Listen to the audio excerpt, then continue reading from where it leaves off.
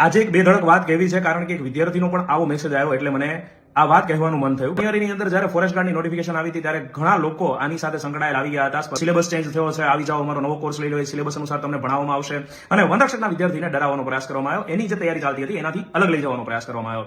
But અહીંયા મેં તમને ત્યારે કીધું હતું કે સિલેબસ એ જ રહેશે અને જ્યારે થોડા દિવસો બાદ અપડેટેડ સિલેબસ આવ્યો તો સિલેબસ એ જ નીકળ્યો અને માર્ક પદ્ધતિ પણ એ જ નીકળ્યો. હા, થોડો ઘણો ચેન્જીસ હતો, બટ એટલો બધો નહોતો કે તમારી તૈયારીને ફરીથી શરૂ કરવાની જરૂર પડે. હું પણ જ્યાં હતો ત્યાં પણ મને આજ કહેવામાં આવ્યું. એ બેધડક નિર્ણય મારો પહેલો હતો, 1 લાખ રૂપિયાની નોકરી છોડવાનો. કારણ કે સાહેબ, મેં ત્યારે ચોખ્ખું કહી દીધું હતું કે વિદ્યાર્થીઓને હવે ડરાવવામાં નહીં આવે.